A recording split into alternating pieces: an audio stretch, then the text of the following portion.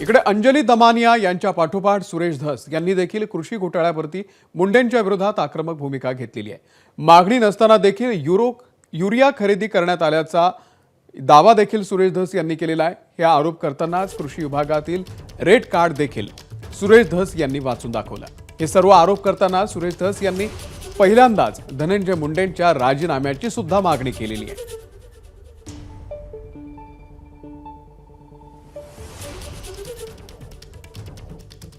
शेतकऱ्याची मागणी नाही, क्षेत्रीय अधिकाऱ्यांची मागणी नाही, कोणाचीही मागणी नाही नसताना वर उल्लेख केलेल्या ह्या बाबी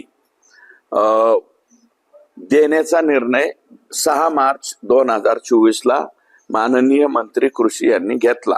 माननीय आका वाल्मिक कराड यांनी हे पत्र टराटरा फाडलेलं आहे, फाडून फेकून दिलं हे पत्र। मी आज कृषी आयुक्तालयाला चॅलेंज करतो, त्यांच्याकडे हे पत्र आहे का? कृषी उपसंचालक बियाणे 80 लाख, तंत्र अधिकारी कीटकनाशके 50 लाख, कृषी अधिकारी कीटकनाशके 30 लाख, विभागीय कृषी सहसंचालक तंत्र अधिकारी गुण नियंत्रण बघा विभाग पुणे, ठाणे, छत्रपती संभाजीनगर, नाशिक 1 कोटी, उर्वरित सर्व विभाग 50 लाख। धनंजय मुंडेंनी देऊन टाका ना, आता थोड्या दिवसापुरता राजीनामा द्या ना। आणि तुमचा संबंध जर संतोष देशमुखच्या खुनामध्ये नाही आला, हे जे भ्रष्टाचाराचं आहे याच्यात नाही आला, तर परत पुनर्स्थापित व्हा ना तुम्ही। तर धसांनी बदल्यांचं रेड कार्ड या ठिकाणी सांगितलेलं आहे, आपण पाहूयात।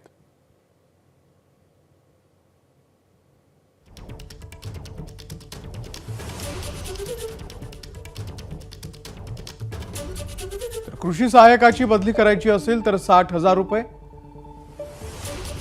आणि त्याच्यामध्ये मुंडेंचा वाटा आहे 20,000 रुपयांचा। कृषी पर्यवेक्षक 1.5 लाख रुपये बदलीचे घेतले जातात आणि मुंडेंचा वाटा होता 40,000। कृषी अधिकारी 3 लाख रुपये, मुंडेंचा वाटा 3 लाख रुपये। कार्यालयीन कृषी अधिकारी 2 लाख, मुंडेंचा वाटा 2 लाख। तालुका कृषी अधिकारी 5 लाख रुपये, मुंडेंचा वाटा 5 लाख रुपये। कार्यालयीन तंत्र अधिकारी 4 लाख, मुंडेंचा वाटा 4 लाख। उपविभागीय कृषी अधिकारी 7 लाख, मुंडेंचा वाटा 7 लाख। कृषी उपसंचालक 5 लाख, मुंडेंचा वाटा 5 लाख। जिल्हा अधीक्षक कृषी अधिकारी 9 लाख, मुंडेंचा वाटा ही 9 लाख।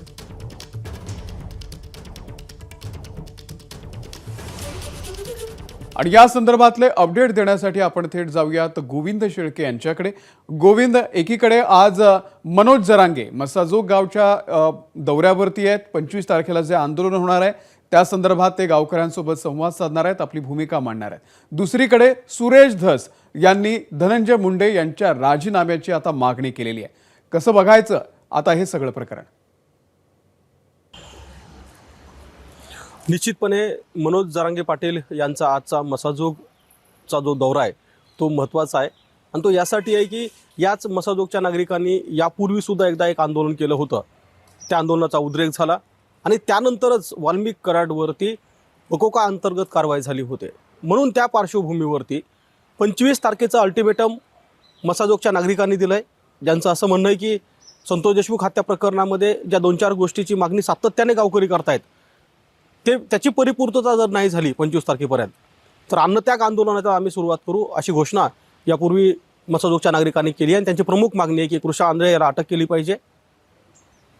संतोष देशमुख हत्या प्रकरणातील आरोपीची जी बी टीम आहे ती अद्याप बाहेर फिरते आहे, म्हणजे त्यांना सुद्धा सह आरोपी करा, जे लोक मदत करत होते आरोपींना त्यांना सुद्धा ताब्यात घ्या, अशी मागणी नागरिक वारंवार करतायत। आणि त्याच पार्श्वभूमीवरती मनोज जरांगे पाटील यांनी खरं तर आव्हान केलं आहे की नागरिकांनी आंदोलन करू नये, आपण प्रशासनाला भेटू। आणि यात कालच आम्ही ज्यावेळी सुरेश धस यांची पत्रकार परिषद ऐकली, सुरेश धस यांनी सुद्धा सातत्याने या संदर्भामध्ये मागण्या प्रशासनासमोर ठेवल्यात।